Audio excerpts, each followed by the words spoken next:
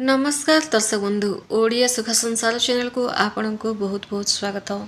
मेष राशि यही वीडियो आपण को ना भितर पूरा एकदम चमके दे पारे कि यही जो मन रे आपण को चलुची वर्तमान किछि जो समय हबो यह केमिति जानिले बोली आपण को मन रे बहुत सारा क्वेश्चन आसी पारे किंतु आपण को मन रे चलीथबा जो क्वेश्चन टा किछि ग्रह स्थिति अनुसार किछि मेष राशि वाला जीवन रे लव रिलेशन रे प्रॉब्लम तो देखा ही देछि। यह चंद्रगणन उपर आधारित एवं क्यों ग्रह पई आपण लव रिलेशन रे कहीं केमिति प्रॉब्लम चलुची एवं जो आपण मन रे गुडे व्यक्ति को जो सजे की रखिचंती सही व्यक्ति आपण लाइफ को से आसीबे कि नहीं से मिलिबे कि नहीं केबे से फेरिबे आपण मन रे चलीथबा प्रत्येक गोटे क्वेश्चन रो आंसर यही वीडियो रे आपण पाइबे। तेणु यही वीडियो को भल से देखंतु बुझंतु एवं देखंतु किछि जण पचारथांती खाली प्रतिकार करदेले हुएनी फ्रेंड्स। प्रतिकार तो निज राशिफल अनुसार करंतु किंतु बुझीबा को चेष्टा करंतु से आपनको लाइफ रे आसीबे कि नाही। नमस्कार फ्रेंड्स, आज रो यही वीडियो बहुत ही इंपोर्टेंट अटे तेणु ध्यान से शुणु। पुणी थर कहूँ मेष राशि ना जो समस्त व्यक्ति मैंने ना जो मैंने मन में गोटे केवल गोटे प्रश्न चलुची सी मो जीवन को पुणी फेरबे कि नहीं। जहाँ को आप निजर भाभी जहाँ सहित अनेक स्वप्न देखुले आज से ही मनीषटी आपण दूरे अच्छा कथबार्ता बंद हो सारी देखा साक्षात बंद हो सारी किंतु मन भर आपण एबे भी भूली पारना। आपण मन कहूँ से दिने ना दिने पुणी फेरबे किंतु आपण बुद्धि कहूँ हुए तो सबकि शेष हो गला। यही जो द्वंद्व भितर आपण अनेक राति चिंता करी काटिछंती। तेणु आज यही वीडियो को शेष पर्यंत निश्चय शुणु कारण मु आपण सहित आलोचना करी आपण व्यक्ति मन में आपण कौन चली से आपण को मन पकाउछंती कि नहीं से पुणी फेरिबा को चाहूँगी कि नहीं जदि फेरिबे तेबे क्यों समय मध्य सहित पुणी जोगाजोग होबार संभावना रही। मेष राशि लोक मैंने साधारणतः निज भावना को नहीं बहुत गंभीर होता। आपड़ जदि क्या भल पाँच तेरे मनरू भल पाती आपण संपर्क केवल समय काटार एक माध्यम नुहे फ्रेंड्स बरम से ही संपर्क में आप निजर भावना समय एवं विश्वास सबकि दे दियंती। ये जो कारण से ही मनीषटी आपण जीवन दूरे जाए आपण भूली जावा एत सहज हुए ना।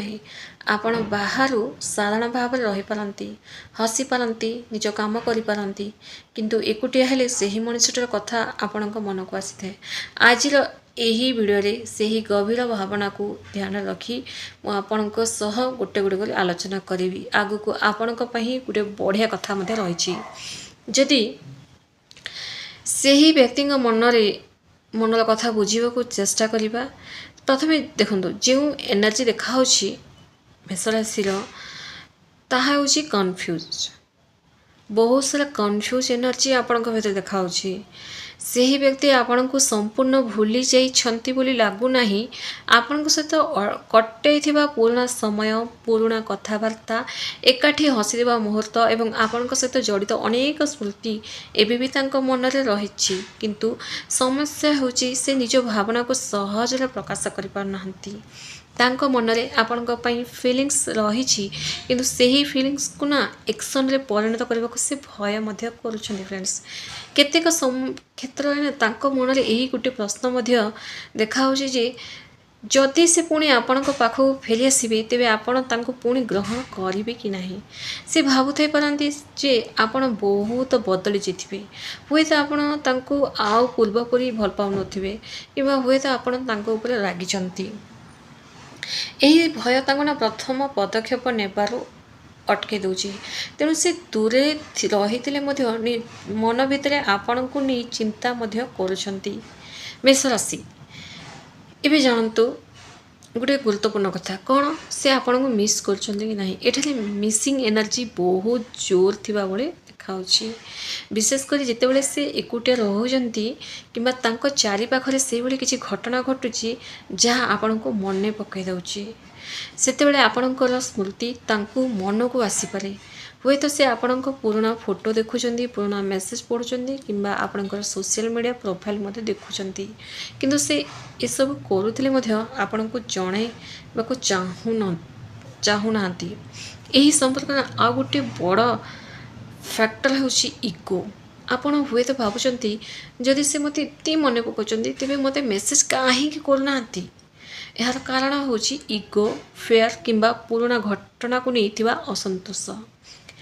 ଦୁଇ ଜଣ ମଣିଷଙ୍କ ମଧ୍ୟରେ ଭଲ ପାଇବା ଥିଲେ ମଧ୍ୟ କେବଳ ଇଗୋ ପାଇଁ ସମ୍ପର୍କ ଦୂରକୁ ଚାଲିଯାଇପାରେ। ଜଣେ ଭାବନ୍ତି ସେ ପ୍ରଥମେ କଥା ହେଉ, ଅନ୍ୟ ଜଣେ ଭାବନ୍ତି ନା ସେ ପ୍ରଥମେ ଆସୁ। ଏହିପରି ଅପେକ୍ଷା ଭିତରେ ନା ସମୟ ହିଁ ଗଡ଼ି ଯାଇଥାଏ। ଆପଣମାନଙ୍କ ମଧ୍ୟରେ ଯେଉଁ ଦୂରତା ଅଛି ନା ତାହାର ପଛରେ ମିସ୍ଅଣ୍ଡରଷ୍ଟାଣ୍ଡିଂ ମଧ୍ୟ ଗୋଟିଏ ବଡ଼ କାରଣ। ହୁଏତ ଆପଣ କିଛି କହିଥିଲେ କିନ୍ତୁ ସେ ତାହାର ଅର୍ଥ ଅନ୍ୟ କିଛି ବୁଝିଯାଇଛନ୍ତି। ହୁଏତ ସେ କିଛି କହିଥିଲେ କିନ୍ତୁ ଆପଣ ତାହାକୁ ଭୁଲ ଭାବରେ ଦେଉଛନ୍ତି।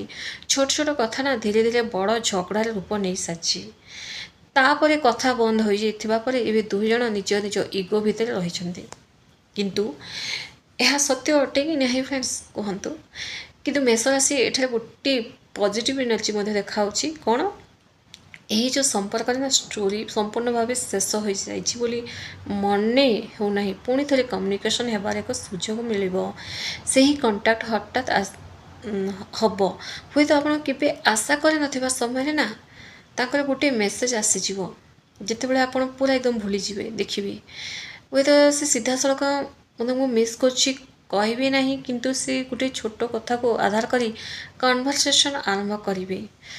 ସେ ପଚାରିପାରନ୍ତି କେମିତି ଅଛ, ହୁଏତ କହିପାରନ୍ତି ତୁମେ କେମିତି ଅଛ ଗୋଟେ କଥା ଥିଲା, କିମ୍ବା କୌଣସି ପୁରୁଣା କଥାକୁ ମନେ ପକାଇ ଆପଣଙ୍କ ସହିତ ପୁଣି କଥା ମଧ୍ୟ ଆରମ୍ଭ କରିପାରନ୍ତି। ବାହାରୁ ଏହି ମେସେଜ୍ ଯେତେ ସାଧାରଣ ଦେଖାଯିବ ନା ତାଙ୍କ ମନ ଭିତରେ ଥିବା ପଛରେ ସେତେ ଅଧିକ ଭାବନା ମଧ୍ୟ ଫିଲିଙ୍ଗସ୍ ରହିବ। ସେ କେବେ ଫେରିବେ ଆପଣଙ୍କ ଲାଇଫକୁ? ଆପଣଙ୍କ ମନରେ କ୍ୱେଶ୍ଚିନ୍ ଆସିଥାଇପାରେ ସେ କେବେ ଫେରିବେ। ମେଷ ରାଶି ଏଠାରେ ନା ଏକ୍ଜାକ୍ଟଲି ଡେଟ୍ କହିବା ଦେଖନ୍ତୁ, କାରଣ କାହାର ଜୀବନରେ କ'ଣ ଘଟିବ ତାହାକୁ ନିଶ୍ଚିତ ଭାବରେ କହିହେବ ନାହିଁ। କିନ୍ତୁ ଏଇ ଯେଉଁ ପ୍ରକାରର ଯେଉଁ ରିଡ଼ିଂ ହେଉଛି ନା ଆଗାମୀ କିଛି ସପ୍ତାହରୁ ହିଁ କିଛି ମାସ ମଧ୍ୟରେ ପୁଣି କଣ୍ଟାକ୍ଟ କମ୍ୟୁନିକେସନ୍ ହେବାର ସମ୍ଭାବନା ରହିଛି। ବିଶେଷ କରି ରିଲେସନସିପ୍ ହଠାତ୍ ଭାବରେ ଭାଙ୍ଗିଥିଲା ଏବଂ ଯେଉଁଠାରେ ଦୁଇ ଜଣଙ୍କ ମନରେ ଏବେ ବି ଫିଲିଙ୍ଗସ୍ ରହିଛି ସେଠାରେ ପୁଣି ଥରେ କଥାବାର୍ତ୍ତା ଆରମ୍ଭ ହେବାର ସୁଯୋଗ ମିଳିବ। କିନ୍ତୁ ମେଷ ରାଶି ଏଠାରେ ଆପଣଙ୍କୁ ଗୋଟିଏ ବହୁତ ଜରୁରୀ କଥା, କ'ଣ ଗୋଟିଏ ଜରୁରୀ କଥା ବୁଝିବାକୁ ହେବ। କେହି ଜଣେ ଆପଣଙ୍କ ଜୀବନକୁ ଫେରି ଆସିଲେ ମାତ୍ର ସେହି ସମ୍ପର୍କ ପୂର୍ବପରି ହୋଇଯିବ ନାହିଁ। ଫେରି ଆସିବା ଏବଂ ସ୍ଥାୟୀ ଭାବରେ ରହିବା ଏହି ଦୁଇଟି ସମ୍ପୂର୍ଣ୍ଣ ଭିନ୍ନ କଥା। ସେ ଯଦି ଫେରନ୍ତି ନା ତେବେ ଦେଖନ୍ତୁ ସେ ସତରେ ଆପଣଙ୍କୁ ବୁଝିବାକୁ ଚାହୁଁଛନ୍ତି କି, ପୁରୁଣା ଭୁଲକୁ ସୁଧାରିବାକୁ ଚାହୁଁଛନ୍ତି କି, ଏବଂ ସମ୍ପର୍କ ପାଇଁ ପୂର୍ବ ଅପେକ୍ଷା ଅଧିକ ଏଫର୍ଟ ଦେବାକୁ ରେଡ଼ି ଅଛନ୍ତି କି। ମୁଁ ତୁମକୁ ମିସ୍ କରୁଛି କହିଦେଲେ ହେବନି ଫ୍ରେଣ୍ଡସ୍, ତାଙ୍କ ଏକ୍ସନ୍ ମଧ୍ୟ ସେଇ କଥାକୁ ପ୍ରମାଣ କରିବା ଦରକାର। କାରଣ କଥା କହିବା ବହୁତ ସହଜ କିନ୍ତୁ କାମ କରିକି ଦେଖାଇବା କଷ୍ଟକର। ତେଣୁ ସେ ଯଦି ଫେରନ୍ତି ନା ତେବେ ତୁରନ୍ତ ପୁରୁଣା ଇମୋସନାଲ୍ ଆଟାଚମେଣ୍ଟରେ ଭାସିଯିବା ପରିବର୍ତ୍ତେ ନା ଧୀରେ ଧୀରେ ତାଙ୍କୁ ଅବଜର୍ଭ କରିବାକୁ ଚେଷ୍ଟା କରନ୍ତୁ। ସେ ସତରେ ବଦଳିଛନ୍ତି କି ନା କେବଳ ଏକାକୀ ଲାଗିବାରୁ ଆପଣଙ୍କୁ ମନେ ପକାଉଛନ୍ତି, ଏହା ବୁଝିବା ଆପଣଙ୍କ ପାଇଁ ବହୁତ ଜରୁରୀ। ଯଦି ବୁଝିବେନି ତାହେଲେ ଧୋକାରେ ମଧ୍ୟ ପଡ଼ିପାରିବେ। ମେଷରାଶି ନା ଆପଣ ଯେଉଁ ମଣିଷକୁ ଭଲ ପାଉଛନ୍ତି ତାଙ୍କ ପାଇଁ ଅପେକ୍ଷା କରିବା ଭୁଲ ନୁହେଁ, କିନ୍ତୁ ଅପେକ୍ଷା କରୁ କରୁ ନିଜକୁ ହରାଇ ଦେବା ଠିକ୍ ନୁହେଁ ଫ୍ରେଣ୍ଡସ୍। ଆପଣଙ୍କ ଜୀବନରେ ନା କେହି ଜଣେ ରହିବେ କି ନାହିଁ ତାହା ଆପଣଙ୍କର ମୂଲ୍ୟକୁ ନିର୍ଦ୍ଧାରଣ କରେ ନାହିଁ। ଆପଣଙ୍କର ମୂଲ୍ୟ ଆପଣଙ୍କ ଭିତରେ ଅଛି। ଯିଏ ସତରେ ଆପଣଙ୍କୁ ଭଲ ପାଆନ୍ତି ନା ସେ ଆପଣଙ୍କୁ ସବୁବେଳେ କନଫ୍ୟୁଜ୍ ରଖିବେ ନାହିଁ। ସେ ଆପଣଙ୍କୁ କ୍ଲାରିଟି ଦେବେ, ରେସ୍ପେକ୍ଟ ଦେବେ ଏବଂ ଆପଣଙ୍କ ଜୀବନରେ ଶାନ୍ତି ଆଣିବାକୁ ଚେଷ୍ଟା କରିବେ। ତେଣୁ ଯଦି ସେ ଫେରି ଆସନ୍ତି ନା ତେବେ ପୁରୁଣା ଭୁଲଗୁଡ଼ିକୁ ପୁଣି ଥରେ ଦୋହରାଇବା ପରିବର୍ତ୍ତେ ଏକ ନୂଆ ଆରମ୍ଭ କରିବାକୁ ଚେଷ୍ଟା କରନ୍ତୁ। ପୁରୁଣା ଘଟଣାକୁ ପ୍ରତିଦିନ ନେଇ ଝଗଡ଼ା କରିବେ ନାହିଁ। ତେଣୁ ସେହି ଯେଉଁ ଘଟଣାରୁ ଶିଖନ୍ତୁ। ଦୁଇ ଜଣ ନା ନିଜର ଇଗୋକୁ କମାଇ ଏକଦମ ଖୋଲା ମନରେ କଥା ହେବା ଆବଶ୍ୟକ। ତାହେଲେ ହୁଏତ ପୁରୁଣା କନେକ୍ସନ୍ ଏକ ନୂଆ ରୂପ ମଧ୍ୟ ନେବ। ମେଷ ରାଶିର ସମସ୍ତ ଦର୍ଶକ ବନ୍ଧୁଙ୍କୁ ମୁଁ ଏତିକି କହିବି ଯେ ସେ ଫେରିବେ କି ନାହିଁ, କେବେ ଫେରିବେ, ଏହାକୁ ନେଇ ନିଜ ମନକୁ ନା ଅତ୍ୟଧିକ ଚିନ୍ତା ରଖନ୍ତୁ ନାହିଁ। ସେଲ୍ଫ ଲଭ୍ କରିଚାଲନ୍ତୁ, ନିଶ୍ଚୟ ସେ ଫେରିବେ। ଯଦି ସେହି ସମ୍ପର୍କ ଆପଣଙ୍କ ଜୀବନ ପାଇଁ ଠିକ୍ ହୋଇଥାଏ ତେବେ ସେ ସମୟ ଆପଣଙ୍କୁ ପୁଣି ନିକଟକୁ ଆଣିପାରେ। ଆଉ ଯଦି ସେ ସମ୍ପର୍କ ଆପଣଙ୍କ ପାଇଁ ହିଁ ନୁହେଁ ତେବେ ଜୀବନ ହୁଏତ ଆପଣଙ୍କ ପାଇଁ ଆଉ ଭଲ ଗୋଟିଏ ଦ୍ୱାର ଖୋଲିଦେବ। କିନ୍ତୁ ସେ ଫେରିବେ 3 ସପ୍ତାହ ଭିତରେ। ତେଣୁ ନିଜ ଉପରେ ବିଶ୍ୱାସ ରଖନ୍ତୁ, ନିଜର ସେଲ୍ଫ ରେସ୍ପେକ୍ଟକୁ ସବୁଠାରୁ ଉପରେ ରଖନ୍ତୁ ଏବଂ ଯାହା ହେବାର ଅଛି ତାହାକୁ ସମୟ ଉପରେ ଛାଡ଼ି ଦିଅନ୍ତୁ।